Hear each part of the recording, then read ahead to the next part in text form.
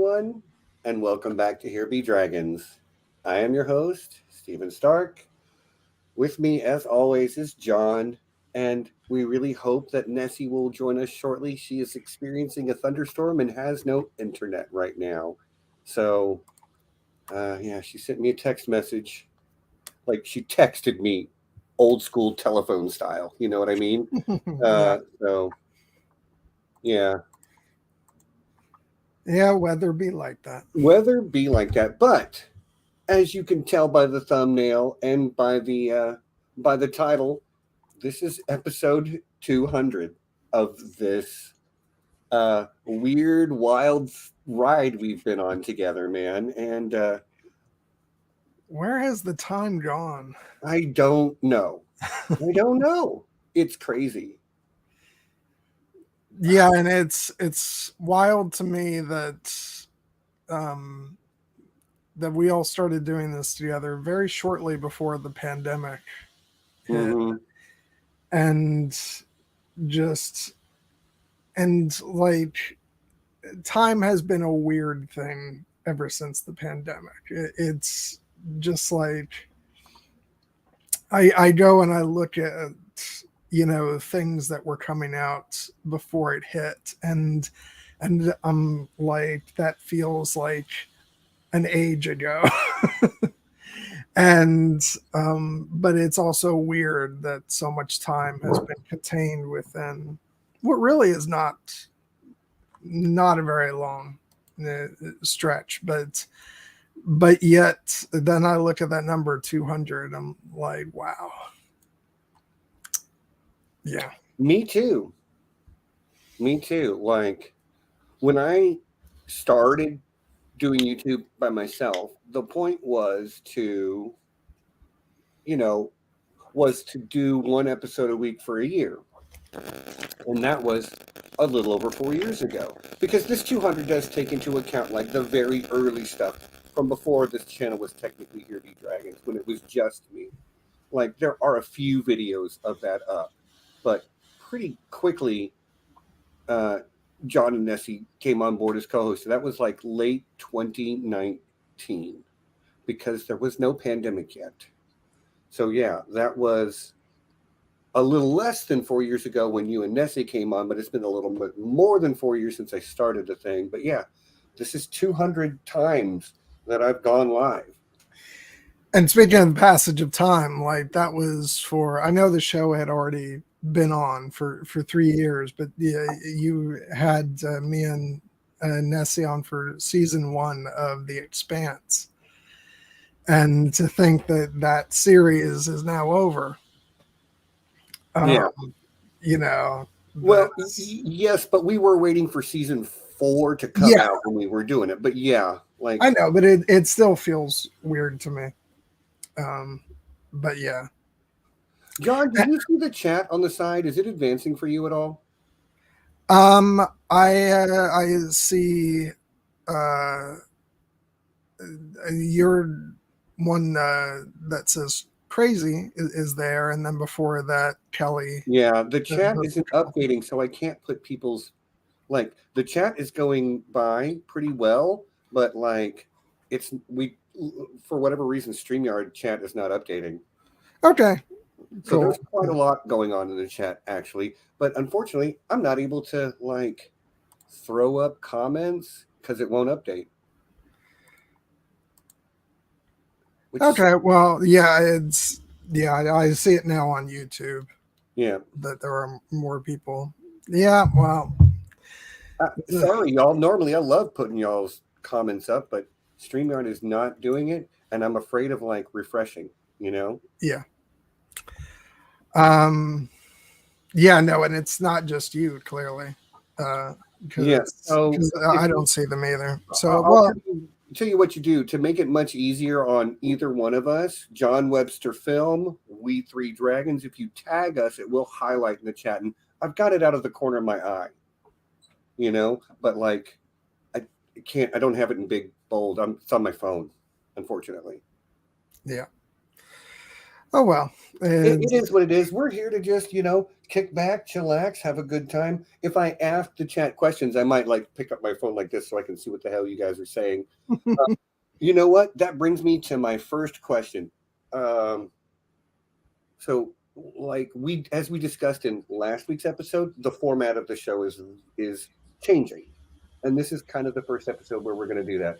This is we're much more conversational. We don't have a topic other than, well, it's been 200 episodes, but episode 201 is just going to be like, nope, friends hanging out on a live stream for a week talking about the nerdy stuff we love. Because we've done so much retro stuff, we've burned through so much content in 200 episodes that it's time that we have a change. So why not lean into the fact that we've built an amazing community, right? Whose opinions matter to me. To wit, I am thinking about dyeing my hair. Okay, so I don't know how well you can see it, but I have kind of a mohawk thing going right now. It's quite long, and my hair is quite fine, so it likes to flop over and do different stuff, and I am just fresh out of the shower. But like, if I got it dyed where it was like yellow into red, it would look like fire. And if I dyed it where it was like blue at the bottom and white at the top, it would look like a crashing wave if it flopped over, So I put it to the chat, which floppy mohawk is cooler, fire or water?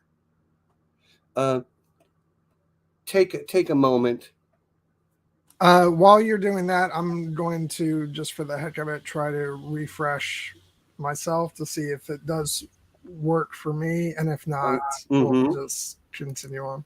Sure. But yeah, I put it to the chat. John will reconnect in a moment. He did the reconnect thing. But yeah, okay.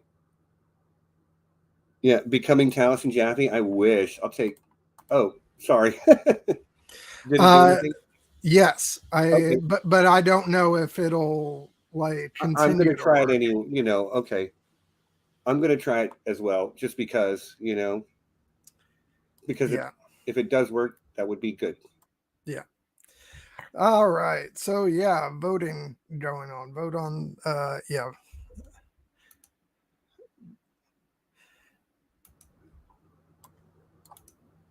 Okay. We'll see. We'll see if it updates. There's sometimes a little bit of lag. Yeah. But yeah, I see there's some love for. Okay, so let's see. William says red mohawks are the best. Blue, it matches the logo from Tarth. Blue wave is a vibe. Says. Oh, your mic's doing some weird, like scratchy, stuff. All right, it's gone now. Well, I muted. Oh, okay. Well, yeah, I don't think it's updating. So, yeah. So we're just gonna have to do what we. How about now? Yeah, no, now it sounds fine. Okay. Yeah, I don't think it's updating. Okay, well, we're just gonna have to not put things up on the screen this time. So, okay, you guys aren't helping because now Wheezy says fire. So it's like it's pretty split vote. It's what, 2-3? It means that they're both good, right? Yeah. What do you think, John? Which is cooler, fire hair? Which, like, when I do it up, like, looks like flame going up, or water hair so that when it flops over, it looks like a crashing wave or something, I'm gonna go with fire. Okay. So now it's 3-3. Somebody make up my mind for me. You guys are very helpful. I like them both, which is why I wanted to ask. Anyway, so John, what have you been watching this week? I've actually been watching a lot. See what happens when I don't have to Binge a whole season. To watch what you want, and like, hey, Yeah, so I'll just run through some things. The week started off, Dad and I went to the movies together, which is a rare thing. He does not go to the movies that often, mostly because of his back, but also because he's not a movie fan, like I am or like my mom was. So it's just not a thing we normally do. But we went to go see Indiana Jones and the Dial of Destiny, and we both had a really great time, which was nice. Just because Indiana Jones is kind of like, it does feel like a father son, thing, I get it. but also because I have memories of watching those movies with my mom as well. And the fact that he was the one who actually suggested going to the movies, and that meant a lot to me. It's interesting whenever there's something that's kind of a holdover from that I remember starting with me and my mom being movie buddies, and an old movie series are a big part of that. And so with something like Indiana Jones, it just felt really special to not have to go see that by myself. That I had Dad with me. So And it connects you to her still, and both of you still. Yeah. But yeah, no, I had a great time with that. And then what else have I been watching? I've been watching new episodes of Outlander and Secret Invasion, which I'm really enjoying. That show is so my cup of tea. It really is. And Secret Invasion, huh? I haven't even started it yet. Can you believe it? Yeah, no, it's great. And I was talking about this with Nessie. It really feels like, how, and this is no shade to the work that Samuel L. Jackson has done in the MCU, because he's always fun to watch, but there has always felt to me like a separation between like blockbuster Samuel L. Jackson and I'm really gonna bring out my acting chops Samuel L. Jackson. Like the man can act. Like with Nick Fury, we've never really gotten the Pulp Fiction Samuel L. Jackson. Know, it's just not the same. But with Secret Invasion, he is bringing it, and it is a very like down to earth show. And so both him and oh god, I can never remember actors' names when I'm on the spot, but his co-star for that, the actor who plays Talos,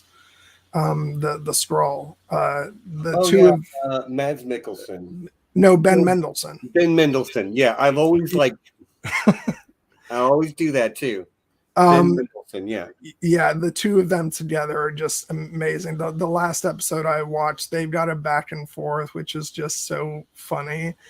Like, they're really busting each other's chops, and it's just it's a great thing to watch. So I'm really enjoying that. And Futurama, I've been binging episodes of Futurama, which I just found out, luckily I'm still early in the run, but I just found out that apparently the episode order for that show is completely out of whack depending on where you're watching it. And I couldn't tell you. Yeah, Ridiculous Ed Tollett. I know he's a Futurama super fan. Okay, so I've got the correct order now, and luckily I'm only like a couple episodes into season 2, which is before Fox started messing with the episode order. So I'm good.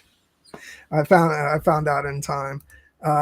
And then I started reading as well. I started reading Shadows of the Dark Crystal, which is the first YA book that it actually ties in with the series Age of Resistance, but it's from a different point of view. There's a character in that show. Her name is Naya. She's the sister of Gurjin, who's one of the main characters in the series, but the books are told from her perspective. And I think there's some differences just because the books were being written first before they did the TV show. So Right. so I expect there's going to be some changes from the series along the way. But it's just really cool being as big a fan as I was of the series to get to sort of relive that, but from a different viewpoint. Right on. I know you love that story in general. Mm-hmm. Wheezy said, "Aren't I a Sagittarius?" And that would make her vote for fire sign, or like that's a fire sign. So, yes, I am a Sagittarius. Thank you.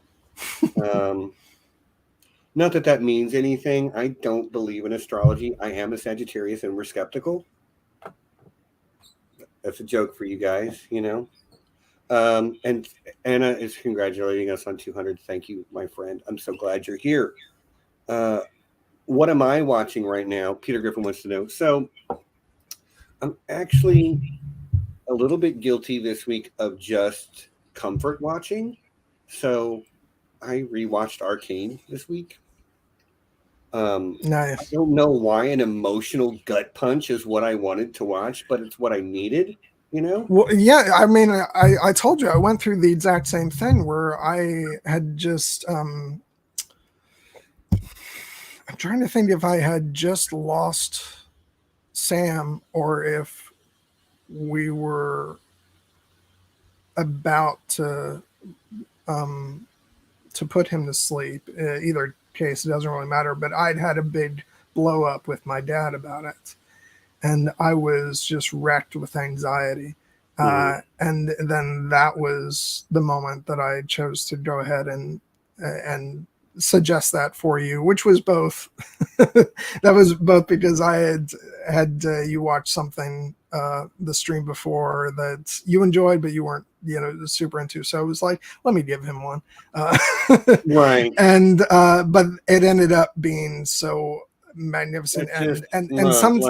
Sometimes that emotional gut punch when you're in your own feels, it's exactly what you need, because it redirects everything you're feeling. But part of the new way we're engaging with this is like, we're just going to talk about our own mental health struggles when they become relevant. And I think that's relevant right now, because when you're depressed isn't big sad. Depressed is like the absence of emotion, you know? If you've ever seen the Pixar movie Inside Out, like, the depression kicks in for her, not when sadness takes control, but when both joy and sadness are unavailable to her, you know? And sometimes it's like, I want to feel something. And, I'm not making any bones that I'm dealing with some pretty bad depressive stuff right now. I am in therapy, but like, it's just like, I don't know meds or anything yet. But yeah, sometimes that's what I want. I will also say the other thing I've been watching this week, though, is Strange New Worlds.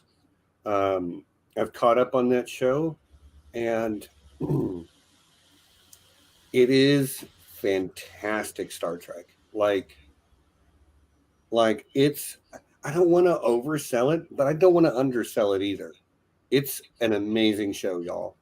We're about halfway through, not quite halfway through the second season, and it's just been, I'm not even sure how to articulate it.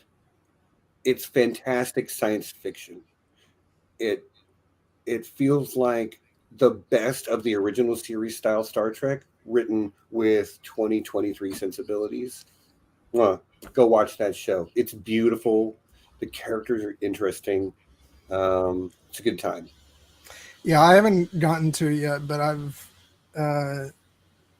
decided to just kind of feel my way through what I'm watching, and when the time feels right for me, I'm going to get to, because sometimes you just I don't want to force things anymore. We did it for years. Yeah, sometimes you're just feel you're in a certain mood for something like another series I just started watching. I forgot to mention it's on Amazon Prime. It's called Vanity Fair with Olivia Cook, actually, from House of the Dragon, and it's period piece costume drama, and I was like, yeah, I'm in the mood for one of those. It's just a 7-episode series. And watched the first episode of that last night, enjoying that. And there's a long list of stuff that I've said I was going to get to, but then I saw this. I'm like, no, I want to watch that now. So sometimes it's just about when the feeling hits you for something in particular, that's the direction. Yeah. And again, for years, we're like, what is the thing we can talk about for 2 hours? And we watched that thing, and then we talked about it for 2 hours. And then, starting now, we don't do that anymore. Yeah.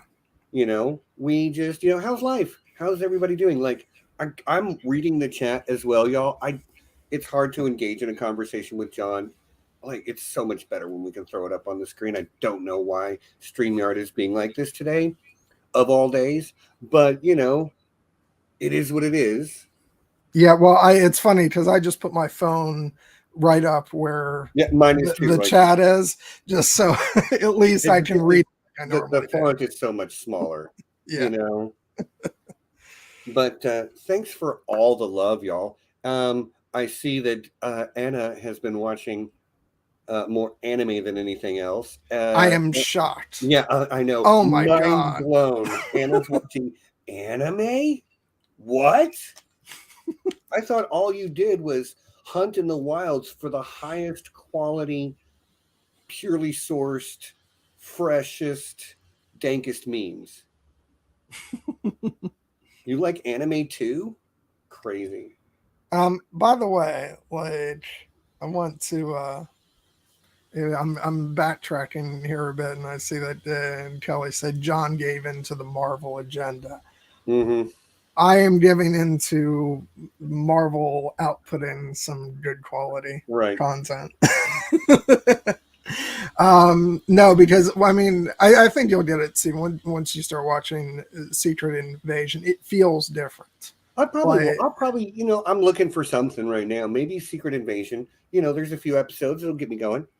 What I like about it is because I've asked for a while that, and I think you and some other people in the Slack kind of disagree with me on this point, but for me, a lot of Marvel stuff has always had this feeling of kind of, it's the same flavor for me, and Secret Invasion feels like it's something different. Like it's like the person who's making it, came in and made a show under the Marvel umbrella, but it's very much, its own unique show. It's a spy thriller. And I said to Nessie last week, I was like, if this was the tone and style that they were going to bring to the new Daredevil show, then I would feel like that would be a worthy continuation of what they did on Netflix with Daredevil. So yeah, certainly I'm having a lot of positive feelings lately between this and, I love Guardians of the Galaxy Volume 3, which is still my favorite movie of this year. So. Oh, wow. That's high praise. Yeah. Right on. But yeah. Okay. What else you got? Because you guys want to hear some D&D updates, because I have them. Y'all are going to get a weekly dose of like what's going on in D&D. So this week, since last Sunday, I have played Emerald Team on Monday. And Emerald Team is flown their airship across the sea to the mysterious land of Panukapuri, where they have kind of been acting almost as a taxi service for an uppity up, and they are not enjoying it, and they got really mad about it. And now, after having been attacked and their airship severely damaged, they've made some friends with the local villagers. They've repaired their airship, and they are ready to go on about their business with the taxi service bit being done, and they're angry about being used. And there's nothing better as a dungeon master than your players having deep emotions regarding the game. So, Emerald Team, success. Tuesday, I started playtesting a high-level short series that that I'm going to be offering for paid play once I, clean it up. I've got some experienced players testing that with me, and it went really well, and I got a lot of good feedback. So that was good. Wednesday we were supposed to play, but there was conflict, so no, that didn't happen. And then Thursday was, come on, brain. What's my Thursday game, John?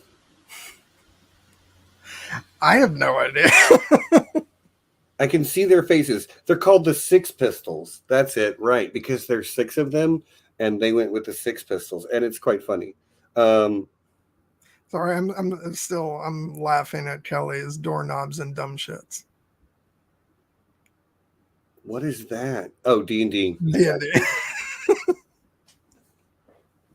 That is so true, though. Like, there are so many fun stories. Like, yeah. Anyway, that is a fairly new crew, and they had their first story-heavy session, and they're gelling well. They're all brand new players, except for one who has a little bit of experience, but they've really, it's my most recent crew that I'm just teaching how to play, and they're doing great. They're doing great.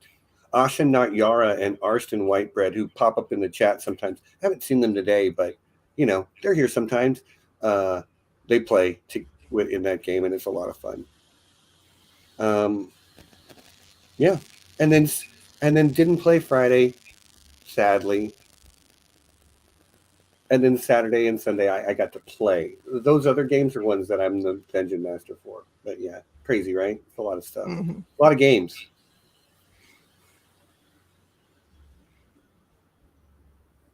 Nothing for K Crew. How rude. Oh yeah, K Crew. Well, that was like last Sunday, right before the stream.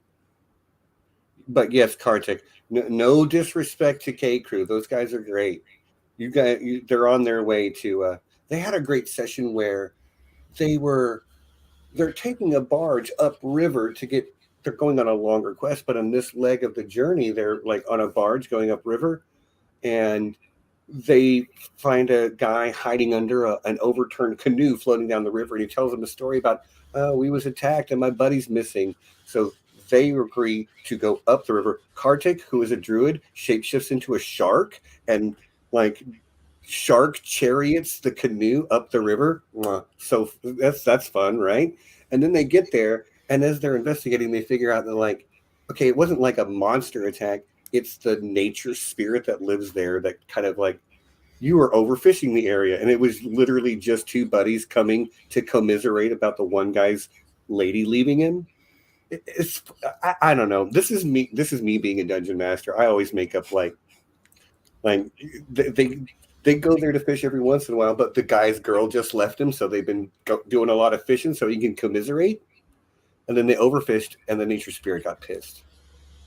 But they handled it non-violently, which I was really proud of.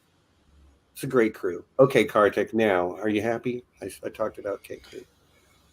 And I didn't get to play Sapphire Team, which is my game with ridiculous Ed Tollett, who I just saw pop up in the chat. Emily's in that game, Sammy's in that game, and Aaron Dorn is in that game as well. And they're this close to finishing that game. They're in the final fight right now, but we didn't play this last week. We were supposed to, but again, conflict of schedules. So yeah, there's your D&D update. John, how was D&D for you this week? No complaints. Right. Good time?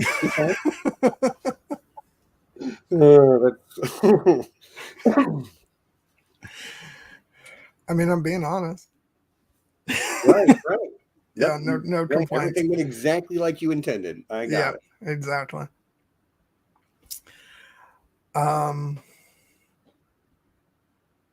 So yeah. I still think we will probably sometimes approach these with, I'll come in with I watched this movie and I want to talk about it, or I finished this show and I want to talk about it.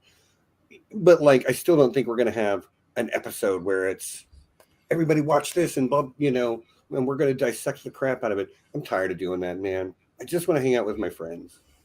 Yeah. It's the same.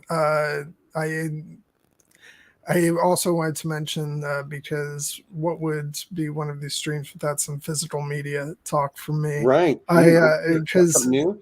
I actually did order in. It was a surprise to me because it actually came in like 2 weeks early. It was I got the 4K collector's edition of Martin Scorsese's Hugo, which is a favorite film of mine. Which for anybody who hasn't seen it, especially if you have a love for movies, check it out because it kind of snuck in there when it came out, where it looked like it was Scorsese's making a kids movie, but what it ends up being is just this love letter to the beginnings of cinema, which is not really a surprise given that it's Scorsese, because that's obviously he's very passionate about that. But and I'm gonna cause some some waves by saying it's actually my favorite film of his, which I know everybody is like, no, you gotta go for one of his hard-hitting gangster movies or something. I'm like, nope. You're allowed, John. Nobody's. It's a hot take, but we're not going to shame you for it. Yeah. Everybody's allowed their hot takes around here, pretty much. Sorry, go ahead. While we were talking about D&D, that I saw Kelly say earlier that they're catching up on season 3 of Critical Role, which I am not a live play watcher. I'm very glad they exist for those of you that want to, but please, I'm just going to wait till they make an animated show out of it, like Vox Machina, and then I'll watch it.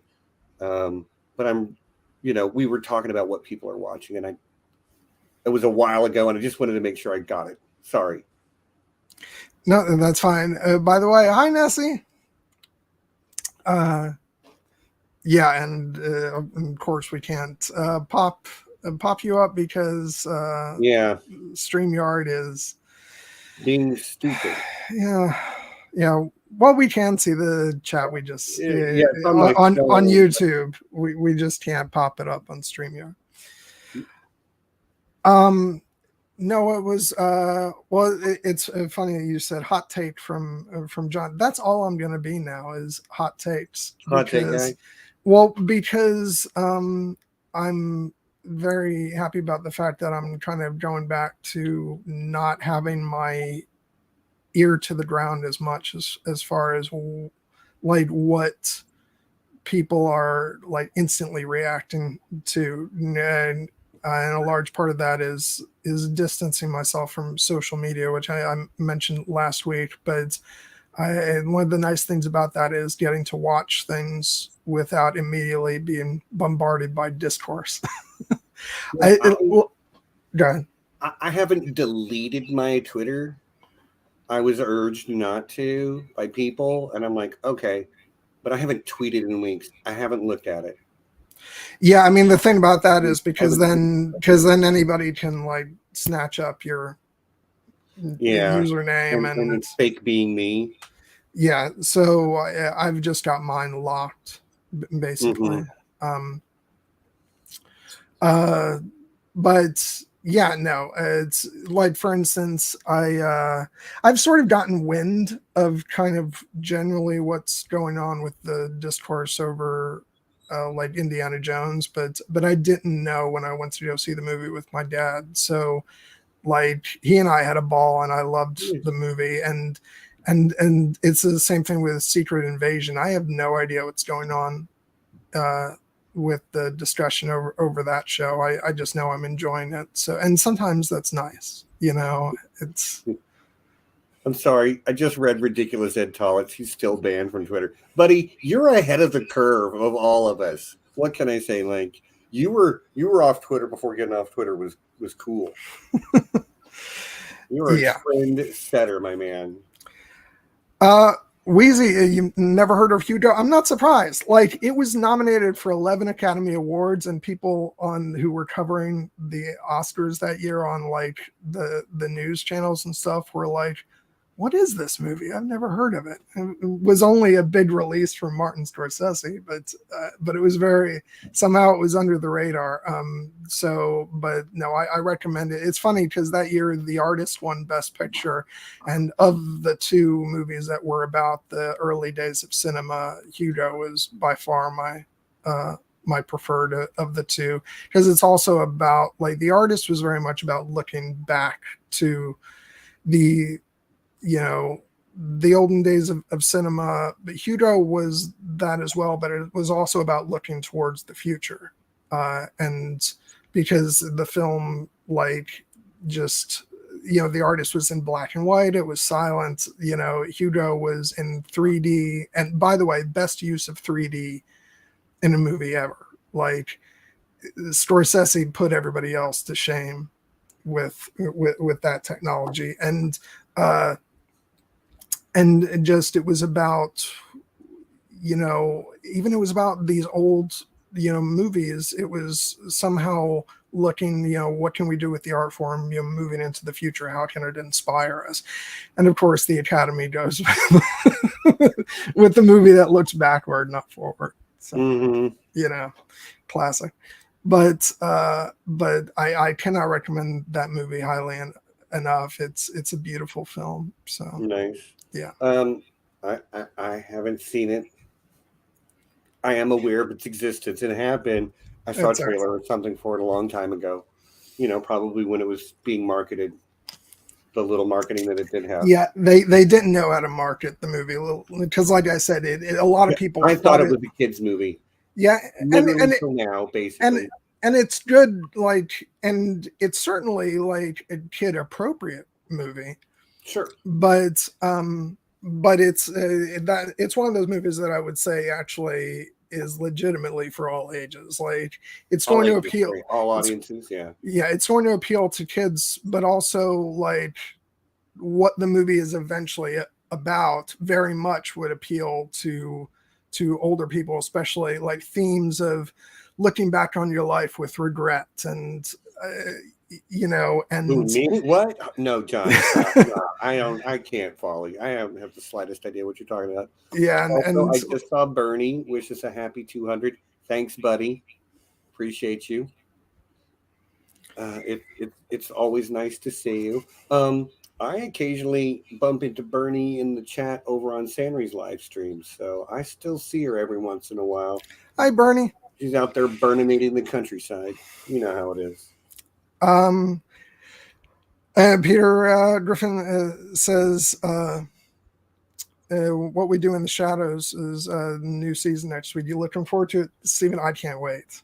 I'm not going to get into it next week. I've got other things that are requiring my attention, but I'm ready for more. Yeah. It's a fun show, Well, and the good thing about that is that's only going to be an episode a week, so I won't feel like I have to cram that. So I'll just watch the premiere when it drops, and but yeah, I I can't wait to have the return, especially of Laszlo.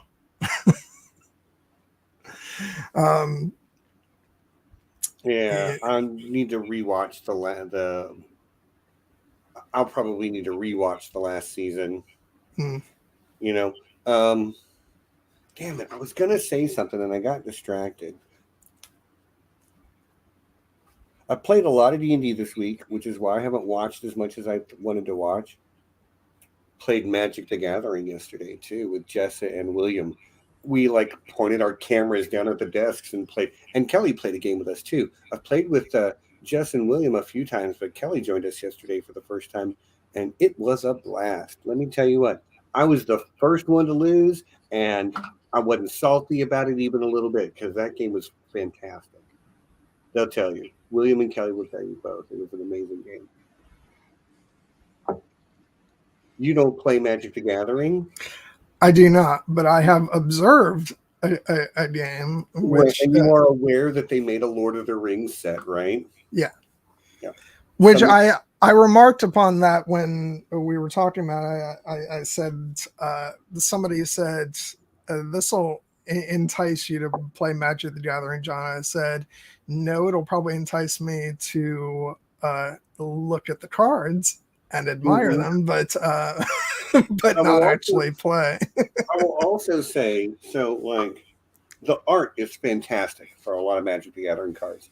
I got a playmat, so this is basically like a mouse pad, right? It's the texture of a mouse pad of Ugin the Spirit Dragon, aka Eugene, Ugin, Ugin, Eugene. It's funny.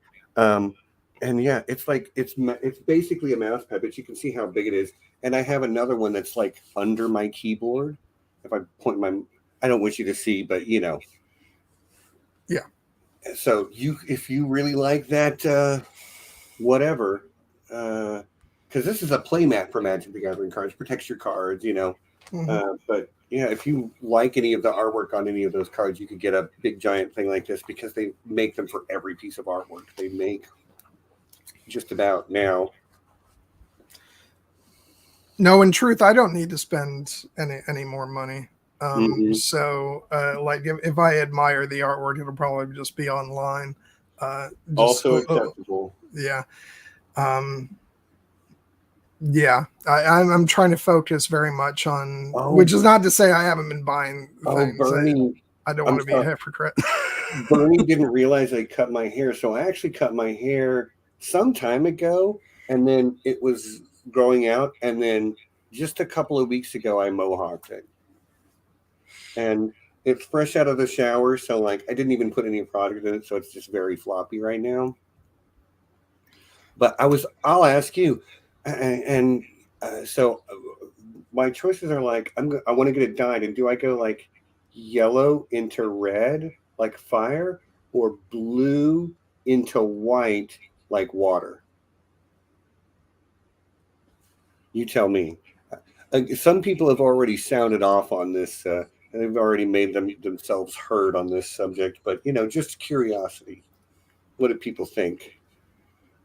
See, Bernie says blue-white, which with a name like Bernie, I would have thought fire. But, you know, thank you for your input, friend. That will be added to the tally.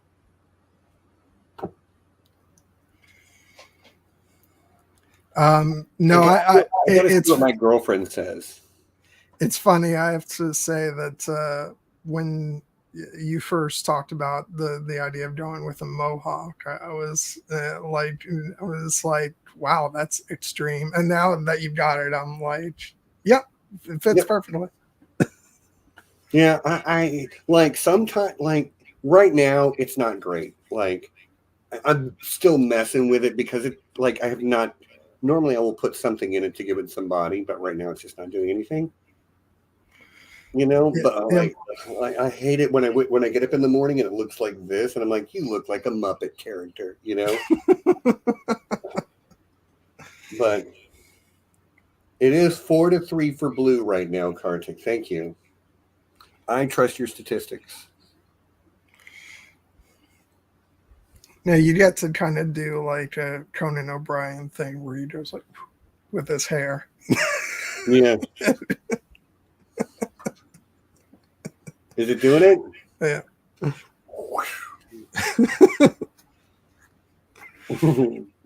Okay, enough. I'm not a dancing monkey. All right. You'll really look like a Muppet. Yeah, with blue hair. You're not wrong, but like, what are you gonna do?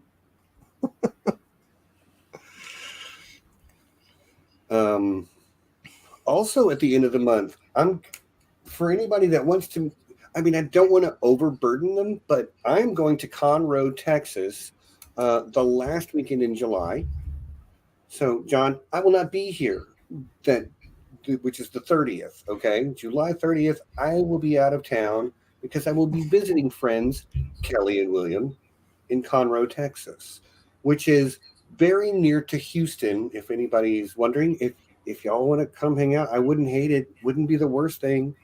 Well, I won't actually be available on the 30th, and for okay, so no stream on the 30th apparently. But actually, I won't be here for Well, I guess I could be. I'm not going to be home on the 23rd, but I could conceivably stream. I'll just bring my computer with me to Maryland. Well, hopefully Nessie will be here. Nessie would be here this week, but she's got no internet from the storm. Yeah, the only thing is I may be going with my dad on that day to because he's going to Maryland with me. So bye, Anna. Bye, Anna's Anna. got to go. Thanks for joining us. We'll see you later.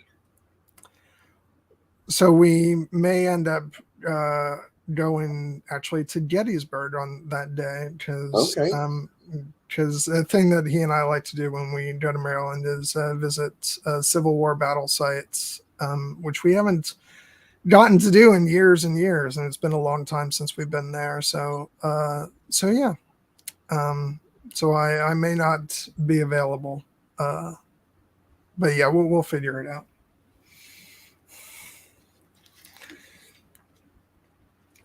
Quite honestly, I can't wait to get to Maryland and to see a bunch of my family.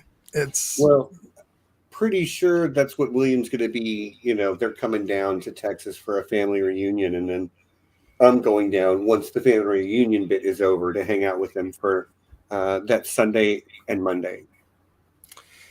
Yeah, the only thing that I'm not crazy about is my cousin Margie, and God, I hope she doesn't watch this.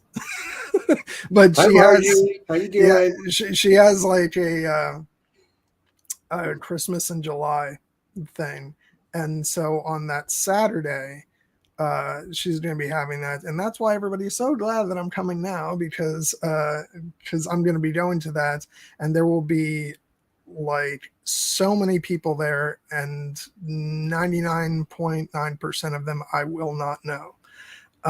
So I am a lot of people. If you're only going to know one, okay, so maybe not that much, but 90% of them you won't know. Which is still a lot, a vast majority. Yeah. So I'm not crazy about that. So I said to my godmother Marianne, I'm like, I am going to need your help and your your shelter at various points during this thing, because look, you know what a huge thing is? Knowing that there's a safe place you can retreat to if you need to. And if you can establish where that is ahead of time and know you have that out, that's super helpful. Yeah. I was disappointed to learn that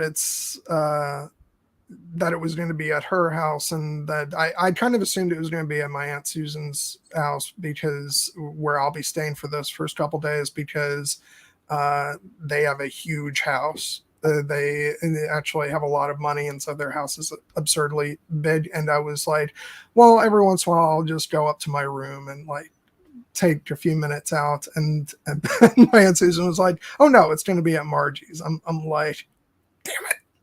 Yeah. Well, hopefully you just tell them, look, it's better for everybody if I know I have a place where I can get away if I need to. One of the kids' rooms that's not being used or whatever. Yeah. There was burning. Did you hear it? She said she was waiting for a John sigh. Yeah, there it was. And it happened immediately. As soon as I was reading it, you did it. And I was like, but yeah, it's funny because I've done really well at Ice and FireCon, and we've all been together, but I've had years to get to know you guys. When it comes to strangers, I'm still a deer in the headlights. I'm terrible at feeling comfortable in those situations. So, but again, even the foreknowledge of being like, if it gets too much, I've got a place to go. It feels like having the safety net makes you braver, makes you more willing to jump. Do you know what I mean? Yeah. Yeah. I just heard it. Yeah. Yeah. Okay, so I'm going to make sure I hit a mid-roll right now, because I'm also probably not going to want to stream for 2 hours at a time. It's challenging for me to do, I'm just... It just is what it is. But I'm gonna like at least be like, we love our patrons, and like the thing is they help us keep streaming. They pay for the Slack group, which also we had it up earlier, but there's our Slack. Send me an email. I'll get you into the Slack group. And yeah, I think that I don't know. That's a different train of thought. Never mind. Anyway, send me an email. I'll get you in. And yeah, it's just a conversation. It's like we keep the conversation going all the time. Anna posts dank memes. We talk about TV shows and what else do we do, John? Talk about our feelings. We organize D&D games. Play a lot of D&D is organized through there. We have, I think, probably about 35 people that use our Slack group as a hub for D&D games. Yeah, and I really am gonna try and get back to scheduling watch parties. It just unfortunately, in a couple of weeks I'll be gone for a couple of weeks, so it won't be during that time. But we'll get back to it at some point. Right. So yeah, come join us. It's a good time. Also, got to make sure that I got to show love to our patrons though, because they're the ones that keep the lights on, so to speak, and they are our alpha patron, Ridiculous Ed Tollett. Love you, buddy. Know you're out there listening, probably at work, but love you. As well as Lord John Bronsteen the Wise, who I know never watches live, but I think he still watches after the fact frequently. And those are the great worm dragons, like literal dragons. Don't put it to the test. You won't like how it goes. They'll burninate you. But and just below them, not far below, just barely, are the elder dragons of the realm, including the Cloaked One of the Underworld, Ryan Stavka, the Russian Quartermaster, Reflective Rambling, Arch-Maester Emma, Kate, Mistress of the House of Books, Jared Kozal, Doctor of Dragons, Lady Maura of Starfall, and Lady Rita of the Unbound. Thank you, patrons. We love you guys. And it's nice that I don't have to pay for the software myself. You know what I mean? So yeah, it is what it is. I'm just reading up on the chat real quick. What else needs? Oh yeah, I'm a professional dungeon master. Hire me. I'm really good at it. I promise. I'm really good at it. I've done it for over 30 years. I'm currently running 5 games, and everybody in all games, every player in every game is at least positively satisfied with their experience. Nobody crushes it every time 100%, but like, I'm telling you, I know what I'm doing. You heard me chat a little bit earlier about the kinds of things I do. I love making players happy, which doesn't always mean giving them what they want, because you got to overcome stuff for it to feel earned. But yeah, I'm good at what I do, y'all. Please hire me to run your D&D game. There's a link in the description. DM me on. As I said, I still have a Twitter. Theoretically, I will get a DM if you DM me on Twitter. You can send me an email to this email address right here. I'm on Discord, several Discord servers. Anyway, people know how to find me. Yeah, and on that note, by the way, I'm not checking my Twitter DMs that much because the key is to stay off off of Twitter, but I am checking them every once in a while. But I'm more regularly on in the Here Be Dragon Slack and on Twitter's Discord, so you can find me both of those places. Mm-hmm. Yep. Yeah. Join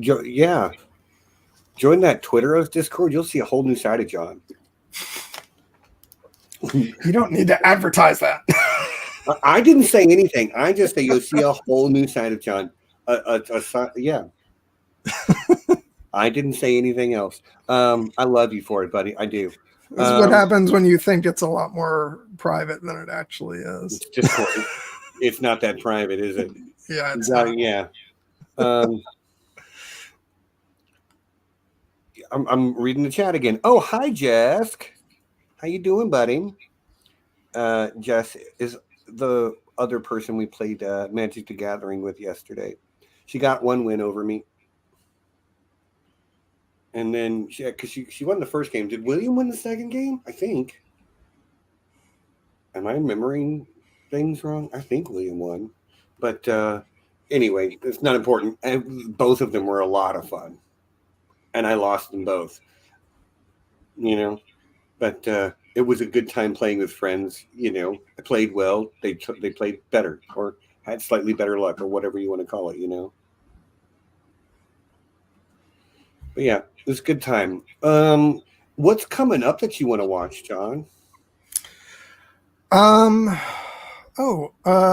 As far as movies go, definitely the new Mission Impossible movie and also Oppenheimer. Those are the two big things I'm looking forward to. TV shows, Ahsoka is Ahsoka is like the next one that's kind of like, well, I'm ready to give it a chance. Star Wars is a little bit hit or miss for me right now. I think you know that, but that's my take on the current sort of like era of Star Wars storytelling. It's hit or miss. So I'm ready to give it a chance. And I love the characters, so I'm excited.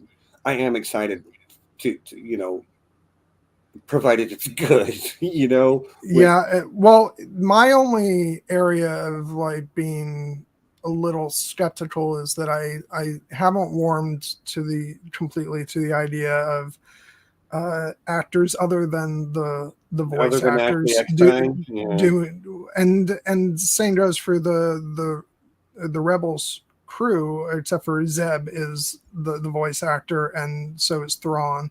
But the other characters are new actors for their live action iterations, which is going to take some getting used to. But it has two big things in its favor for me. One is that, of course, Dave Filoni is behind it, and he seems to be in the driver's seat for this one. I'm not as much of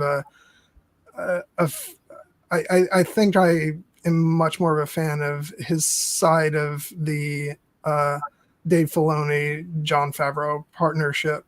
I don't know if I necessarily love what Jon Favreau brings to, like the Mandoverse and stuff. So, which is not to say it's, it works, but it's not my flavor. I like what Dave Filoni did with all the animated projects, and so I'm very happy that he's in the driver's seat for this one. And also a big thing for me was they brought along the composer of the animated shows for this series. So the music is it ought to have the same DNA feeling in the music. I got you. And I want to say hi, Blue Lemons, who just popped in. Hey, Trish. Hey, buddy. Hi, Blue.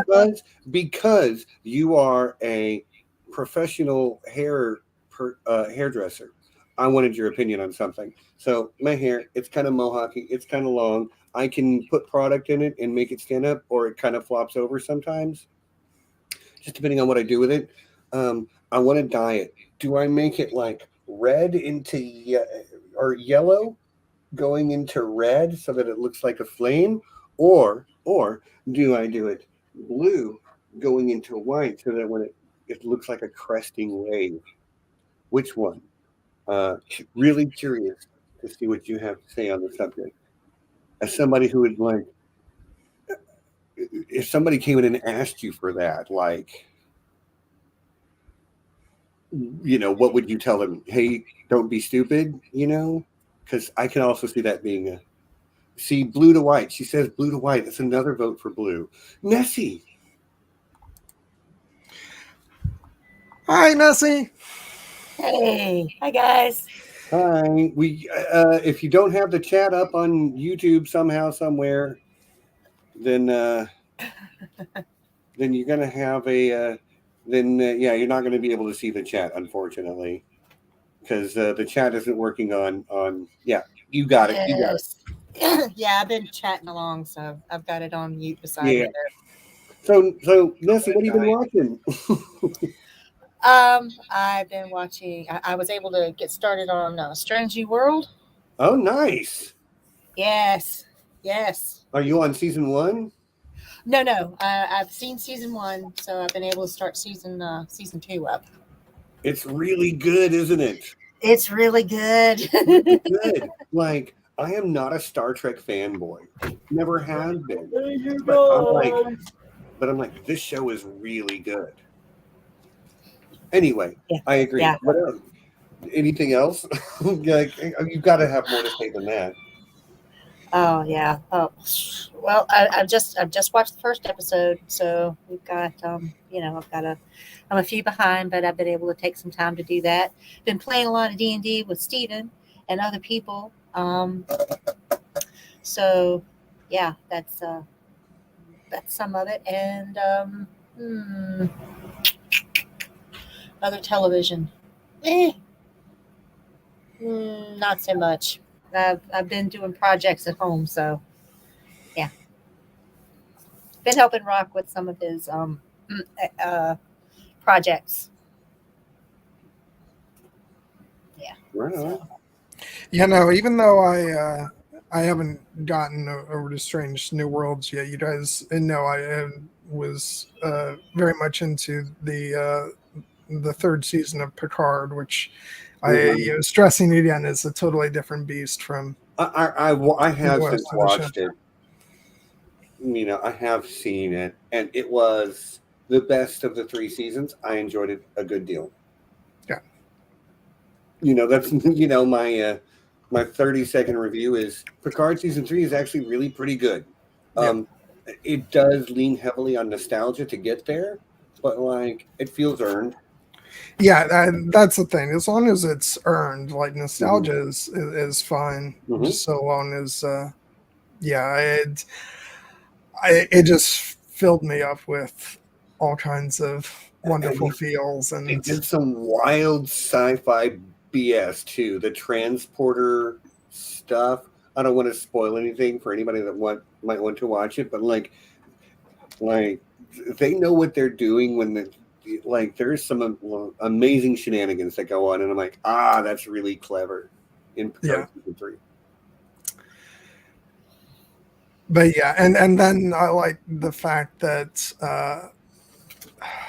I won't spoil anything, but for the I think I can say for the villain of the season, they brought back the voice of an actor who's been in it before, and I really appreciated that as opposed to because there was only one voice for that character, and it all goes back to like my love of some of the one of the Star Trek films in particular, and I was just very happy the way they did that, and I could go on all day about how beautiful the score is for the season, because it was like that. It's a large part of the writing was great, with the characters was great. It's got great direction, but the music is so steeped in the history of Star Trek, because it's got everything from the Jerry Goldsmith theme to James Horner music, which was very emotional for me because, of course, James Horner passed away quite a few years ago, and so I never expected to be able, to hear those, those notes of especially in the first episode when the ship is taking off. It's very much the leaving dry dock, the type music from Wrath of Khan, and I just thought it was beautiful. They've even got some Star Trek Generations in there from Dennis McCarthy. It's like these were composers who they understood the assignment. And, yeah. I'm glad you got to join us, Nessie. I wish it had been earlier. Oh, me too. I'm sorry that I could. It's the internet. You know, So, you get what you get. I mean, you were in the chat for a part of it, and Oh yeah, yeah. Mhm. so you've been following the conversation. I've been seeing you in there, but Oh yeah, it, glad you're going to get to meet up with Kelly and William in next weekend. no, at the last weekend of this month, the 30th. Okay.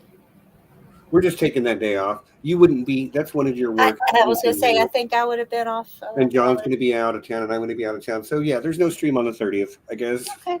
you know. Nessie, Yes. D&D stuff. Anything you want to say there? I did like full on updates of my games. Like maybe they were very brief, but Hmm. you play an Emerald team, Yes, I play an Emerald team. and I that whole think. team is like we have so had it with these freaking Yeah, people who yeah. are up their Update. own ass. Yeah, And down with imperialism, up with the people. mhm, We're tired of this. My character had enough. I think my success. character and Emma's character and Yeah, Potter's character, we'd all had like some come to Jesus moments at our last session. I think I nearly changed my alignment. Um, yeah. It got real. It got real.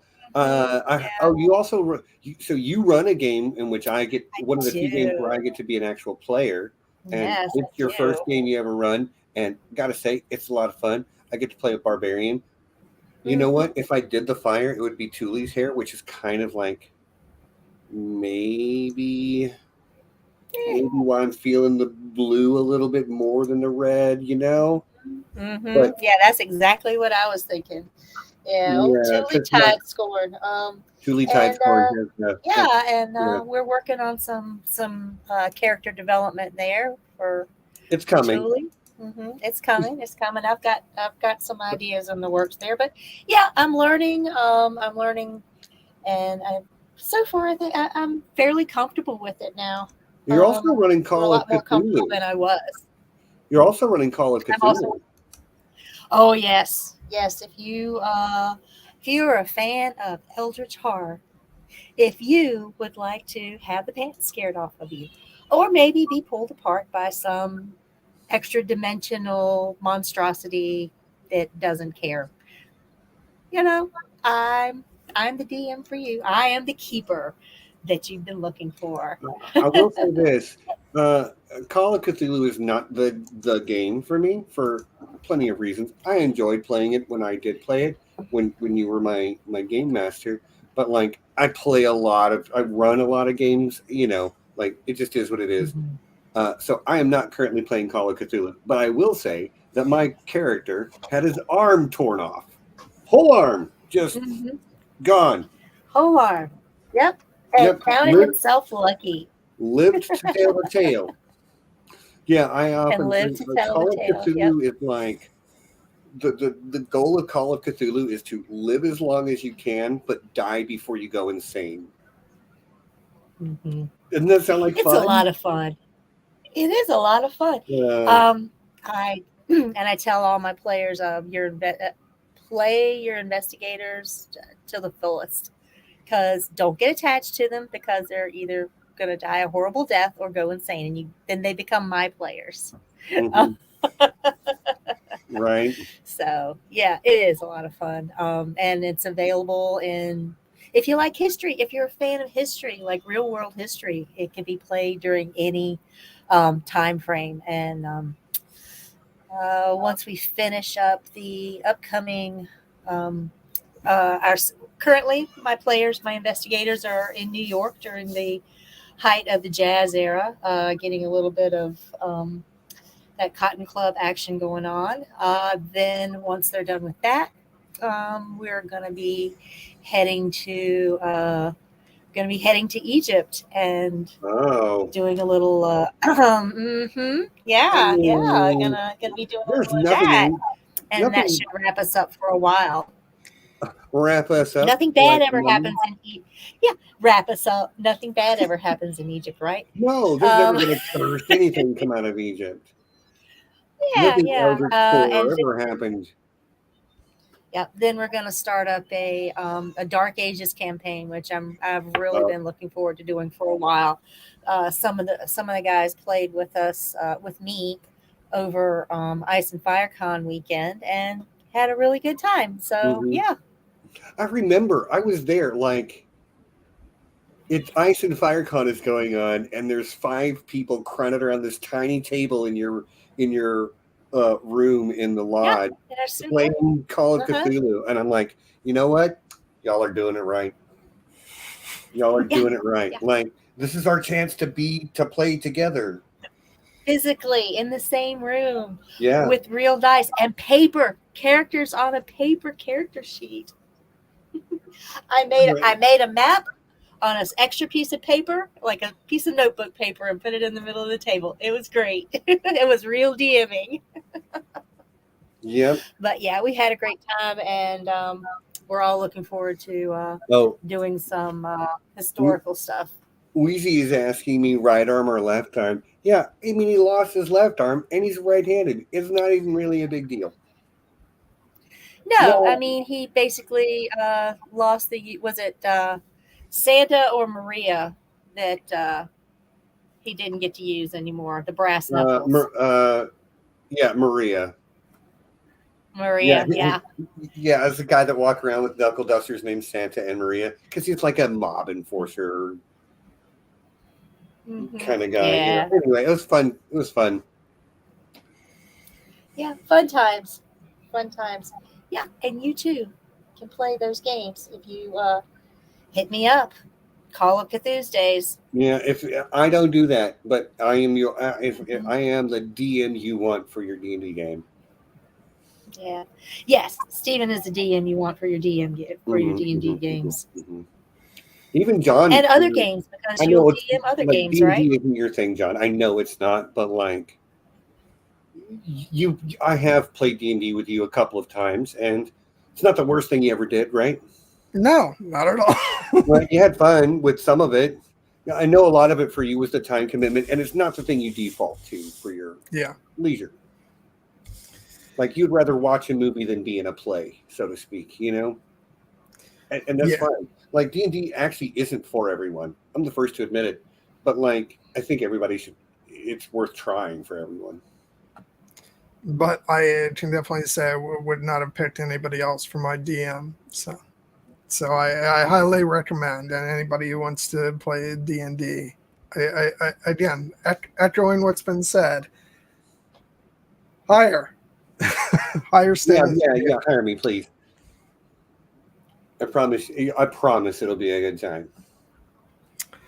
Yeah, but I don't want to harp on that too much. What else? Anybody else got anything else? Well, my Nessie, leg is bouncing and I'm feeling antsy, so I'm kind of like getting to that point, you know?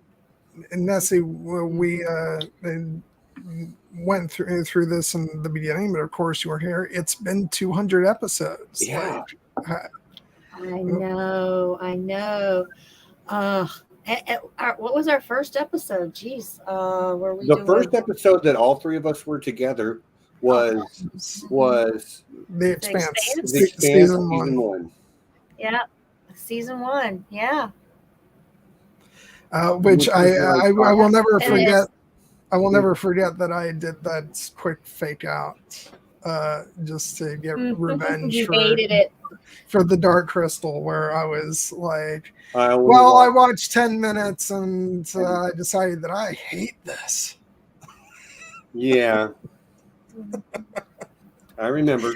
But it was nothing that like it wasn't an elaborate prank like I did later on with the Umbrella Academy. Like that was your finest moment. Yeah, that one got it. That was your finest moment in the entire history of this channel. Still, like it got brought up in episode 100, still hasn't been topped.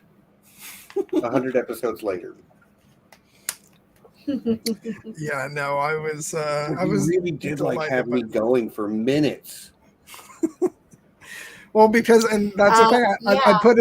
put in the groundwork for it. You know, Yeah, you like did. I had been talking about Yeah, it. you did. You in the you really Slack. did. It was very funny.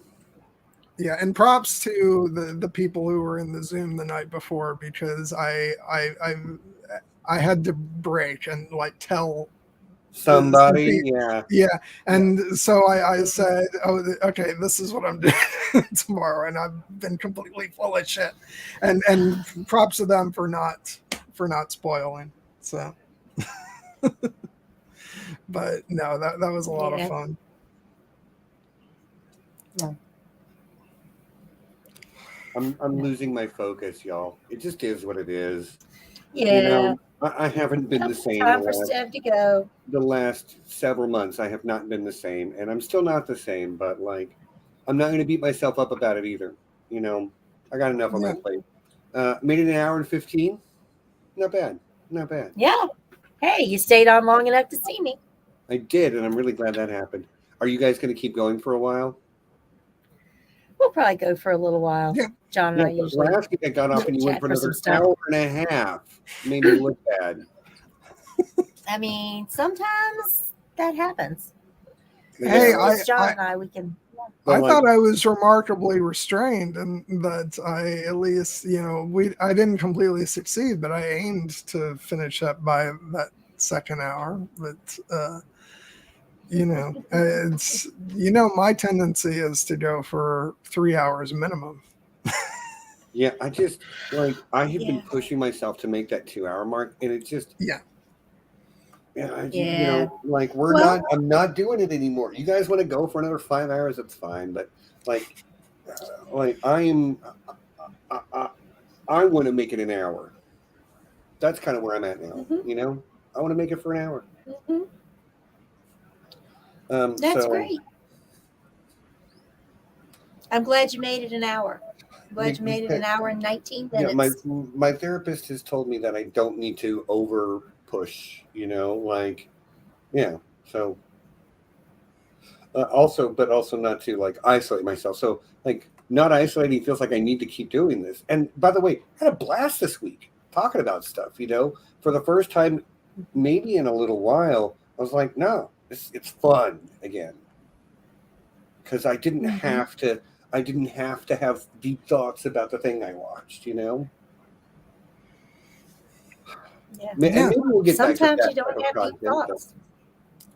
Well, I told you, Stev, it was very nice for me because, hell, I even forgot to mention one more thing I was watching this week, which was I've watched the first 2 episodes of The Witcher, and it's like it was so nice to be able to just spread out my viewings of stuff and to take more in, because I was just doing it for me, and you know, it's for fun. And you can still come on and be like, I watch The Witcher, and I would like to say these things about The Witcher, like, but you don't have to like have 2 hours of figuring out how to fill up that time. Yeah, it's good. It's good. Yeah. Oh, Potter, you got here just in time for me to be like, I'm done. But I'm glad you got to see me. I mean, I'm glad I got to see you. Yeah. No, I'm glad you got to see me. Let's be real. Because I'm normally not on camera. I'm only on, like, when I'm on Zoom, I'm not on camera. I'm on camera on here. That's it. But, I think I kind of am done. So I think I'm going to pack it in for the evening. If you guys want to keep going, you can. But my focus really is failing me. Okay? Okay, that's fine. All right. Go ahead, buddy. Yep. Love you guys. See y'all next week for another whatever the hell we talk about. Until then, peace and be excellent to each other. Bye, y'all. Bye, Steph. Bye, Steph. All right.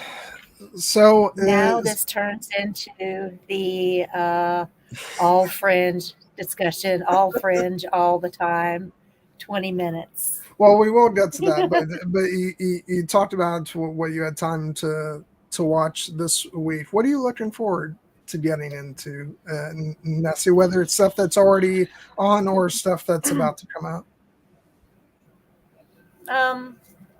Okay. What am I looking forward to? Well, as I said, I'm really enjoying the Strange New Worlds as it's going on now. So that's good. So obviously I want to see another episode of that. Don't know forget another episode. I am looking forward to well, I too am looking forward to the Ahsoka show. Seeing where that's going to take us. This is going to be that middle period that we've just post, or are we going to start at the beginning of the rebellion, or where was Ahsoka during the rebellion? Was she in limbo somewhere? I don't know. Is that canon now? That she was in the what was that mirror zone place that was out of the time continuum? Well, she jumped out at one to battle. This was from Rebels, right? Yeah, well, at the end of Rebels, when we see her go and see Sabine, that's after after the Empire has fallen, or at least after the Battle of Endor. But there's a question of whether, like, when that moment actually happens in relation to what we've seen of Ahsoka in, like, Mandalorian, Book of Boba Fett, and even the beginning of this show. Could be that scene at the end of Rebels is, like, halfway through this season or closer to the end. We don't know. It depends on, like, it depends on where the timeline, everything is falling. Yeah, and are we actually going to see them reunite with Ezra during this season? Right, that's the big question. We've heard Grand Admiral Thrawn, and the last place that Ezra was seen was, taking out Grand Admiral Thrawn, taking him with him. So if Thrawn is back, vis-a-vis, where's Ezra Bridger? Yeah, because, like, we've seen in the trailer, we've seen, like, the little hologram of Ezra, and for all we know, that's all we're getting of Ezra in live action. I haven't seen the trailer yet, so that's good. I'll or maybe did I see the trailer? I don't know. I don't remember seeing Ezra in it if I did. So it'll be interesting to see how far along this gets, and if there's, because I guess I don't know for sure whether this is planned as a limited series or if there would be a season 2 or what, but they obviously know where they're gonna end up because they're building up to the movie that's going to be like the intersection of all these various plot lines and presumably a big confrontation with Ron. So I don't think that, like, this series will not be like a big final confrontation with Thrawn, because that's going to be what the movie is going to be, definitely. So so it'll be interesting to see. Not a final confrontation, but we'll get a reveal. Yeah. We'll get the reveal. We'll get some of the, the plot action, some conflict for sure. So it'll be interesting. What's your appetite for the big screen? Yeah, how far along we get, because I know there's a number of things, like, that I expect in, Thrawn is coming back in this series, so, like, we expect the war with Thrawn, which I think is actually I think we're going to see the beginning stages of it in this season, but I think this is going to be something that's going to be drawn out over the course of multiple shows and seasons before we get to that big movie.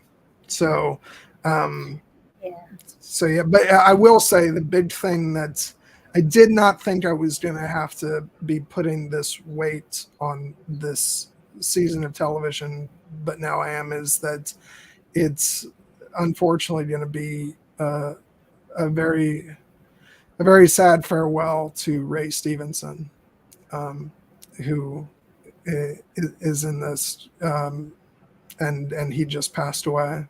And Who was he voice for? Well, he did do a voice as Gar Saxon in the animated shows, but he's playing a character in this season of Ahsoka. As to yet kind of unrevealed, if he's a dark side user or a former Jedi or something to that effect. But yeah, of course we know him from Rome, and he played Polo, and he just died recently. And I didn't know that. Yeah. Now, when you said Rome, then that guy, yeah, Polo is rip. yeah. It's it's just so sad because he looked so happy to be at Star Wars Celebration when he was being interviewed there, and his death was very sudden. So it's it sucks, and I'm not looking forward to I'm glad we get like a final performance from him, but it's gonna suck to say goodbye. And I got really emotional just about that because you have great actors and great characters, but I'm always gonna smile when I think of Lucius Varinas and Titus Pullo. They're like out of like all time team ups. They're they were a good team up. I mean, they can be brutal, but I mean they can be pretty pretty deadly. But hey, Pullo's a good guy to have at your back. And Lucius Varinas knew that, and vice versa. So, so even though there's a lot of sadness there, I am looking forward to seeing him in the show and see what he was bringing to the season. And but no idea what his character is going to be. No, I mean, I think there's been some things that sort of come out of interviews like and stuff. Speculation. I haven't been reading that much because I kind of want to let it be a surprise, what kind of character he is. I hope he's not just a villain. I hope he's a very complicated character. Maybe he'll be one of the Inquisitors. Maybe he'll be one of the brothers. I don't know. It's where he is wielding a lightsaber, but one of the things that came out of it was it's an orange lightsaber, which people thought at first was a red lightsaber, but it's actually orange, which suggests to me that he made it himself, maybe, without like access to one of the pure kyber crystals or something like that. So it'll be interesting to see what's going on with him exactly. Let's see. There's a whole website of what the lightsaber colors means. Let's Google that. But and then there was something else about the show that just Stev and I were talking about it earlier, and there was and I mentioned like I'm really happy that Kevin Kiner is doing the music. He's the composer of the music for all the animated shows. So I'm glad he'll get to continue his work from Star Wars Rebels into the show. It'll make it feel, more like a sequel series to that as opposed to, as opposed to the other like Mandoverse shows. So. But okay, orange lightsaber. Cal uses this in the video games. Also appears in Legends. and the Jedi Master Yaddle. Oh, okay. Yaddle Hair. Yeah. All utilizing that color. It's supposed to represent energy, fire, warmth, and sunshine. Yep. Cal Kestis. Supposed to use that. Pretty rare. Pretty rare. Yeah, But I have not yeah, I have not it's played positive. yeah, I have not played the video game, so I'm not super in tune with Mm-hmm. all that. But yeah, Well, that may be why they used an orange one, yeah. But instead. speaking of things that are coming up, though, are you looking forward to the new season of What We Do in the Shadows, which is Yeah, coming I need to. in just a couple days? Yeah. Looking forward to that. Got to see where old Laszlo ends up. Always, it's always effing Laszlo. You know. I think of. I gotta think he's probably. Oh, yeah. He's very close to one of my favorite characters, but the pair, he and his wife together, are just dynamite. So the pair are like my favorite. I mean, my only And I question just had a is brain fart. I can't remember his wife's name. my question is the same as it always is when the show comes back. Will we see the return of Jackie Daytona? You know, here's the thing. Jackie Daytona, the best part, the power of Jackie Daytona is that he's a legend. The legend of Jackie Daytona is much more powerful and meaningful than the return of Jackie Daytona ever I would be. know. So now, will he come back? Will he? Who knows? Maybe he'll create another character persona to fool somebody with, or play some shenanigans with. But Laszlo's pretty damn awesome just by himself, just being Laszlo. I know, but I just want to see the toothpick. The toothpick, if he just pulls out the toothpick, just the toothpick. Yeah. And Nod just says something, will you get rid of that damn toothpick already? Oh, God. It's a tiny little dagger of death, So. God, no, I absolutely love them, and and gotta like I know you will always grill me for the fact that it took a lot of convincing or no, you guys didn't even end up. You tried to convince me, and it was just by virtue of me going and seeing. Aziz and Ashea that I wound up watching the show. And then you guys were like, God damn it, John. God damn it, John. I've been telling you this for a while, but, what do I know? Oh, but you're too polite to say no if you're a guest at Aziz and Ashea's house. If they want to watch What We Do in the Shadows, then you're going to watch What We Do in the Shadows. Exactly. I have to be forced into these things. You have to be it would have been anything less would have been uncivilized. But the thing is, as soon as I This got back cat. home from that trip, even though I had watched both seasons in their totality, as soon as I got home, I started right back at the beginning again because I loved it so much. So, so yeah, I may have had to have my arm twisted into, starting it, but I certainly did not need that to become a dedicated fan.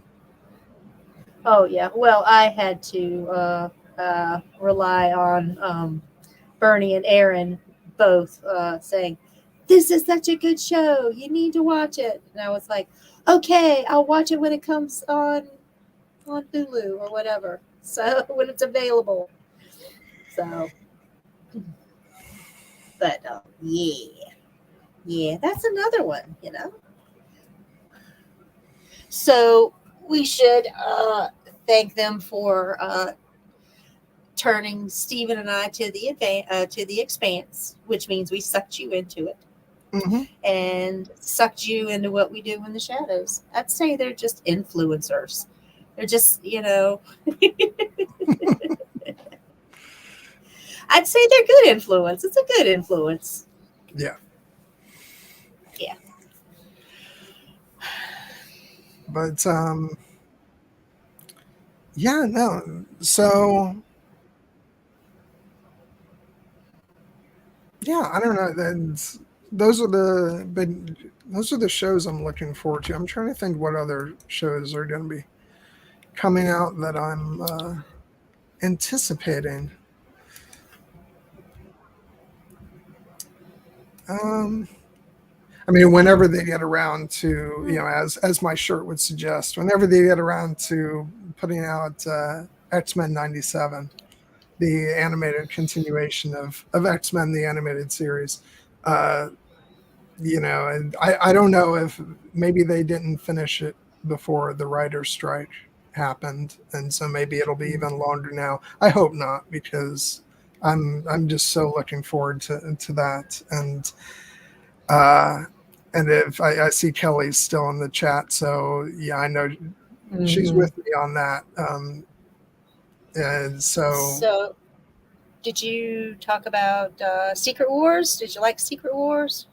Oh, Secret Invasion. Yeah. Secret Invasion, yeah. Yeah, no, I just watched the latest episode last night, and I am loving the show. How many episodes are we in? Because I need to make some time to watch that. I want to watch that. I think 3 episodes in. Oh, so not bad. About the same as Strange New Worlds. Great. Yeah. They started about the same time, so I'll be watching that too. Yeah, Samuel Jackson and Ben Mendelsohn have such great chemistry together. There's a scene in the new episode, I won't spoil, but they're just in the car, like having an argument like an old married couple. It's just so great. I love it. And yeah, and it's just, I said this to Stephen, and I think we talked about it last week, where the show just has a different feel and tone to it, which I'm really responding to. Yeah, you think we're going to see maybe Agent Coulson make an appearance? Unfortunately, I don't think so, because I feel like they've made a kind of line in the sand where they're not really interested in incorporating Agents of S.H.I.E.L.D. into the rest of the MCU. Yes, but Coulson was part of the MCU. He was on. Yeah, but he was part of Miss Marvel, Captain Marvel. I think I've heard that they sort of prefer him actually sacrificing himself in the first Avengers movie and sort of leaving it like that. And so I don't know. I honestly don't. I would love for them to not just reintegrate him into it, but I want to see characters from Agents of S.H.I.E.L.D. I want Quake in, yeah. Are you listening, Marvel? Are you listening? Yeah, because that was brought Daredevil over. Yeah, that was like Agents of S.H.I.E.L.D. was one of my favorite Marvel things. It was something that I really responded to because we had more time to develop characters and yeah, same. I really liked Agents of S.H.I.E.L.D. I think we talked about this before, but it was really more boots on the ground, especially again, the fight against Hydra and yeah. I mean, the whole that whole the explosion that happened with when people all of a sudden turned around and they were Hydra. Like, they got to do so much more with that in the show versus in the Winter Soldier, large screen, which was just in the movie. It's just like it's an idea, And you get some people who you don't even really know that well who, oh, they're actually Hydra. But in the show, Yeah, we got to so experience the betrayal of them. And, yes, the betrayal was there. And Kelly, if I was able to highlight comments, I would pop up. We want Daisy. Yes, we absolutely do. Yes, You know, yes. I don't know what it's going to take, but I really, I don't I really know want them to what do body that. part I'm going to have to sacrifice to get that to happen. But yeah. Stranger things have happened, and I don't mean the show. You know, you wanted and wished for, you know, Amelia Clark to get back in the, you know, wanted her in Star Wars, but you got her not in Star Wars, but you got her. Yeah, I do love that. This is the power of Amelia Clark. It's that in the opening credits for the show, she gets like, you know how like they've always got the biggest star at the beginning of the cast list. So Samuel L. Jackson is there, and then they reserve like the second most important slot for the and so at the end, and she's got that spot in there. So it's like damn straight, you know. Damn right she does. Yeah.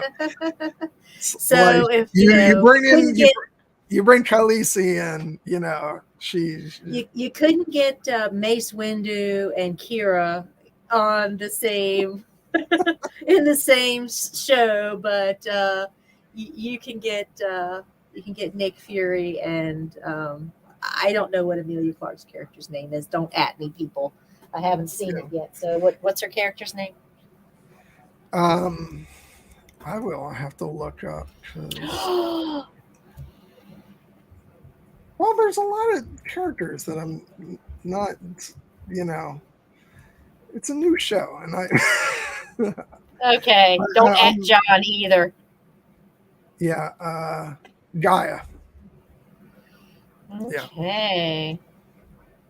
Yeah. So yeah, no, I really, and then there's another actor who's in it who plays the quote unquote villain of the show. And he is a bad dude, but you kind of see, you know, what's driven him to that. The character's name is Gravik. He's a Skrull, and the actor's name is Kingsley Ben Adir, and he's doing a great job. I mean, with a name like Kingsley, yes, got to be good, right? Yeah, that's just a badass name to start with. But Rebel Skrull leader. And Olivia Colman is in it too, along with Don Cheadle as well. And yeah, no, it's a lot of really great actors. And actually, now that I'm looking things up, I can see if I was right last week about the showrunner. His name is Kyle Bradstreet, and yes, I was right when it says he wrote and executive produced on the USA Network and the series Mr. Robot, which was a big, like, you know, sort of spy thriller type show. So that makes a lot of sense. Like that's what the show feels like. It doesn't feel like just another Marvel show. It's it's like, more along the lines of what we got with Shield. Different even from that. It feels more like, you know, if you completely forgot that it was a Marvel show, and it's like, you know, we're doing the show about, you know, spies and, you know, being and their network, or, you know, being infiltrated and stuff like that. It's much more what you would expect, hearing that it's like a spy thriller type show, and then it also happens to be with Marvel characters. Because watching it, I'm like, the characters just feel different. They feel weightier. I'm watching this. I'm like, where's this Nick Fury? he's taking no bullshit, and Mhm. it's just great. So yeah, I love it, and yeah, I highly recommend it, and it's not a common thing that you guys hear me saying that about something that's that's Marvel, but they've I know people think that this phase of Marvel hasn't been as good as the past, which I would disagree with. Certainly they've had their missteps of late. I haven't seen the new Ant-Man movie, but I understand that it was not well received. But you know what? If a couple misses is what it takes to also have really interesting and complex shows and movies like we've gotten with Guardians 3 and now this show. And I would argue Loki as well. I loved Loki. I thought that was great. Sometimes you have to throw that balance off. I would rather have some misses and some really interesting work as opposed to just a constant steady stream of good but not great, which is kind of what I felt about Marvel. So Yeah, just kind of grinding out the same. yeah, Copy paste. which is why people always said about like the Fox Marvel movies that they would rather have what the MCU was doing versus like the X-Men series, which certainly had its downward dips, but then there would also be um, you had things like the first two X-Men films, Days of Future Past, Logan. Like, I would argue you don't get Logan without also, X-Men Origins Wolverine. It's like sometimes it's not about having a perfect balance of output. It's about you got to be allowed to experiment. And That's the one with the horrible Deadpool, right? yeah, that's Yeah.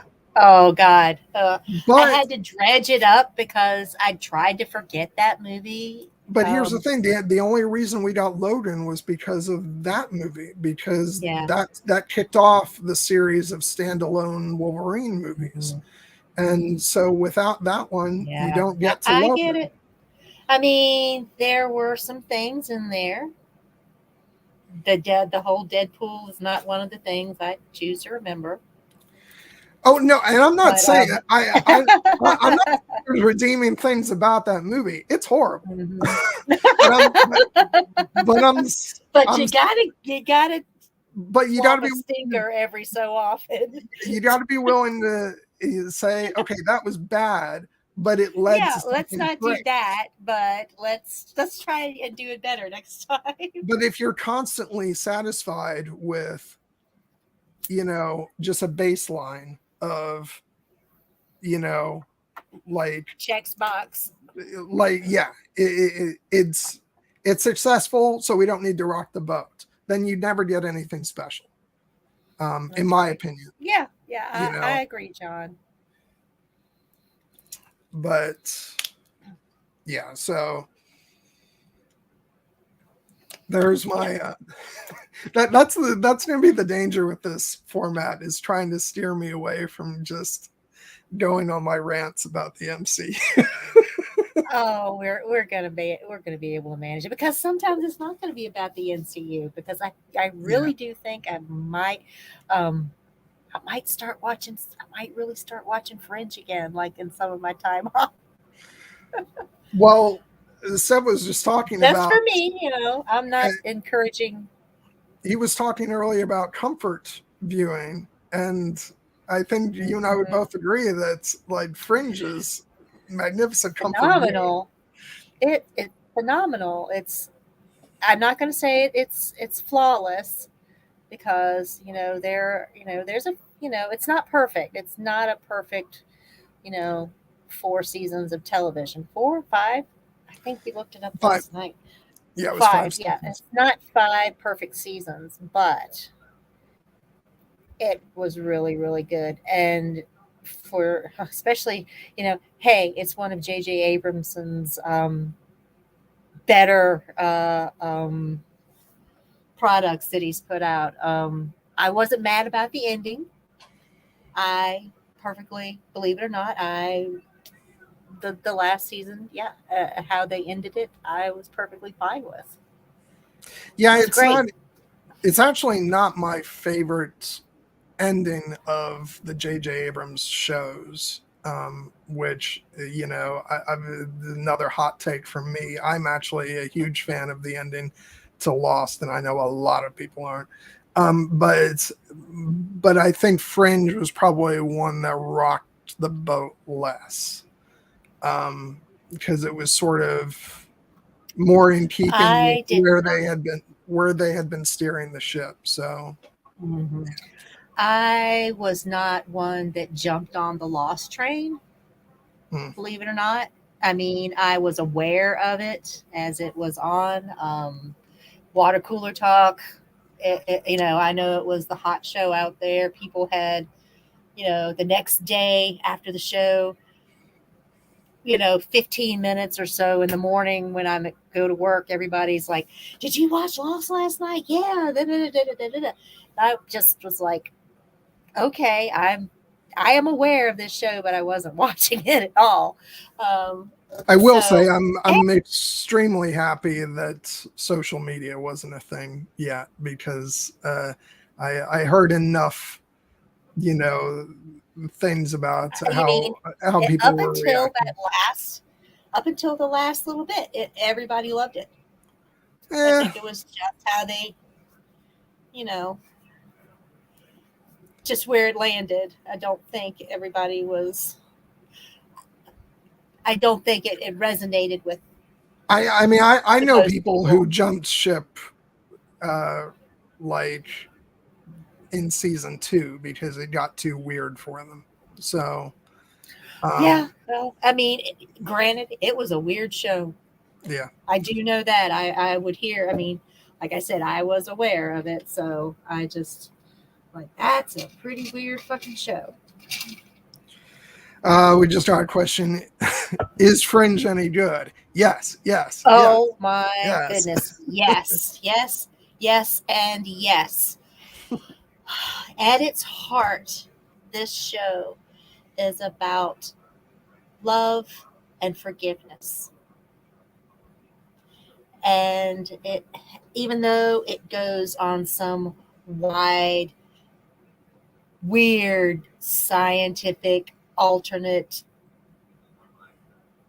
science fantasy stuff, at its core, it is the story of a father and son who are overcoming a very, very difficult relationship from as adults.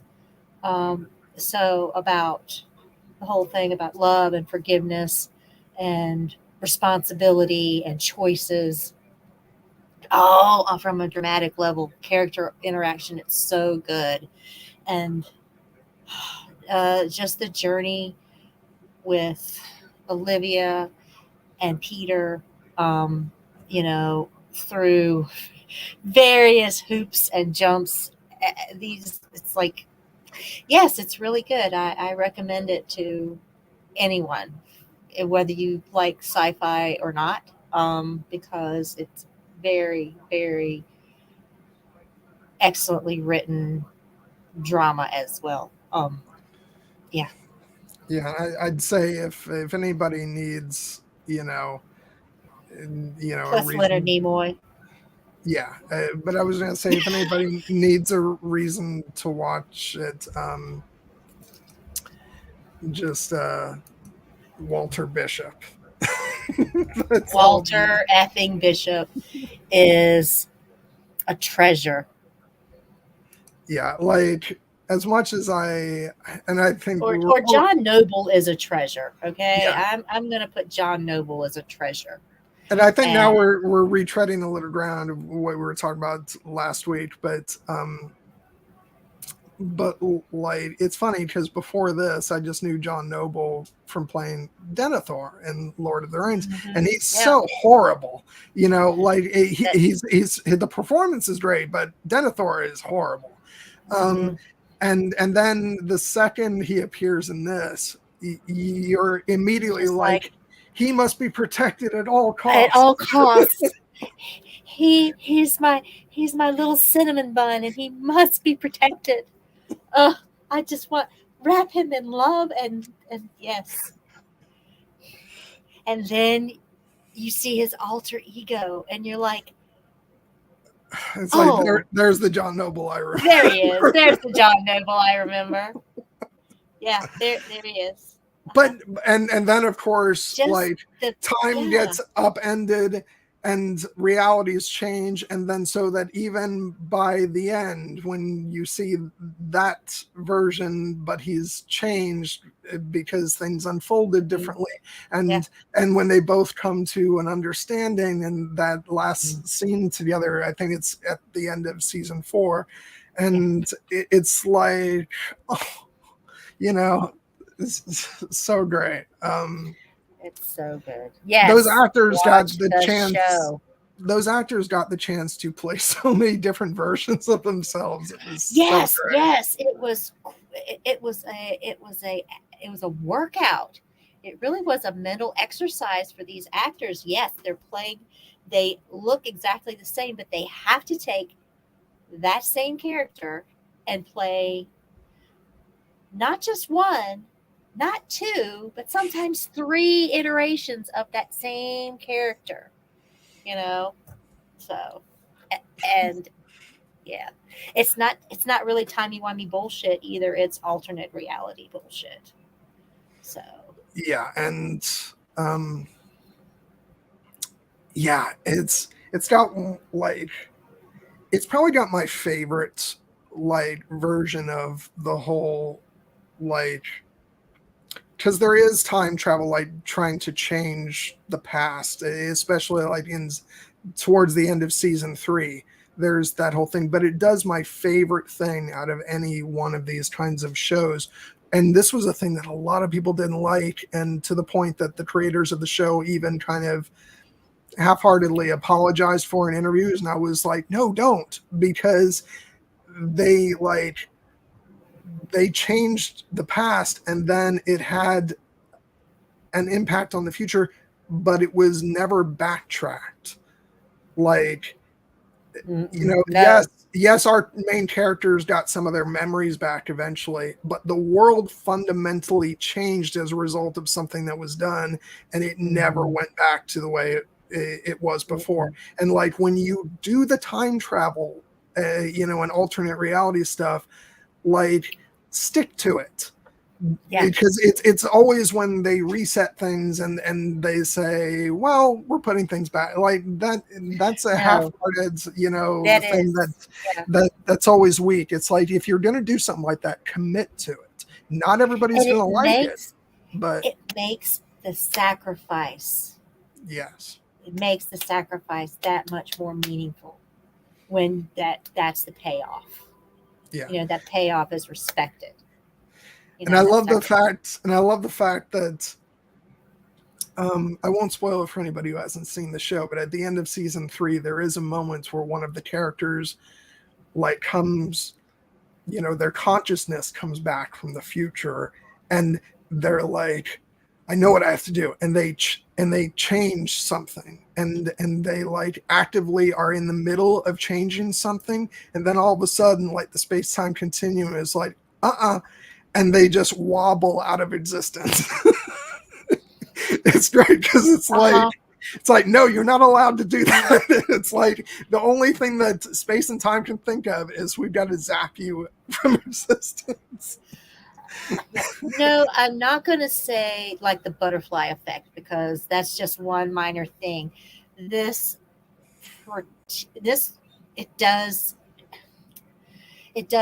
center on the whole chosen one. I don't want to say trope, but motif, Mm-hmm. where it was one choice one choice of a grieving father, one choice Yeah. that created such a significant repercussions. And that's pretty much all I can say without, giving it away. But if you do get the chance, watch the first season. Just watch it. It's like old time seasons where I say old time, where instead of, we get 13 episode seasons now, we think, oh, it's a whole season. This was like, 26 episodes for a season. With the sort of a little asterisk that the first season is something that's a bit different from what would follow, because season one starts off, especially, it's very much like an X-Files type show where it's like we've got case of the week and there's some weird shit going on, but then by the end of the season you get an idea of what they're going to be doing, and then season 2 amps that up. And especially like once you hit the end of season 2, it's very clear what the show is and that it's gonna get weird. Hi, Rock. Hi. Hey, you guys. I'm here. Yeah, we were just kind of talking about Fringe for a minute. Fringe? Yes. Hell yeah. Yeah. Now that's a show. Yeah, no, it will always be one of my favorite shows. And that's the thing you were just saying, Nessie. Not a perfect series, but the thing is that even if there's some episodes that don't hit as hard as the rest, like at the core of it, you've still always got the characters that are so compelling. Whether it's Olivia, Walter, Peter, Astrid, who is just wonderful. Asterix, asteroid, Astrid. Anything but Astrid. Right. Well, what does he think is favorite? Astrid, unless it's really important. Yeah. If it's really important, then it's always Astrid. It's never, not Astrid. I'm done. All you got to do is mark it up. But yeah, again, want to apologize to everybody. You guys have been having some great comments, but unfortunately we just are not able to we can't. Actually, wait, let me take that back. It's back up. The chat's back up. Yeah. But the most recent ones are there, so. Yeah, Reflected. Cassie just recently posted something. I've been able to keep up with the chat on the screen. I just can't post anything or pull anything up. Okay. I didn't know. Yeah. I thought it was still broken. Yeah, I thought it was still broken. Sorry, Des. I'm not sure when it went back up, but yeah, as I didn't log in, I wasn't logged into StreamYard, so I'm not a host. Okay. So. But that's what you're here for, Cassie. Yes. Yep. All right. Well, John, I'm going to cut you off now. Yeah, it's been 2 hours, and I think we got to do right by the stream and make sure we cut it off there. But thank you guys for tuning in for this sort of wacky and wild, all over the place 200th episode. And I think we'll kind of be doing that from here on out. Not more freestyle. Yeah. And you want to say anything before we sign off, Nessie? No, just glad you guys stuck it out with us, and hold on while we're going through our growing phase, or our changing phase, whatever. And we're going to be here, and glad you guys are going to be here too. So, yeah. Yeah, That's and just want to say thank you both to you, Nessie, and for Stev for 200 episodes. It's been yeah. a magnificent It's number been of a fun years. ride. You know? Yeah. It's been quite a ride, guys. And like Cassie says, here's to 200 more episodes. Yeah, we're gonna keep being here if you guys keep showing up. We're gonna keep showing up if you guys show up. And yeah, so yeah, I hope you guys have a wonderful night. And yeah, you know what it is. Peace. Yep. Peace. And be excellent to Be each other. excellent to each other. Good night. Good night.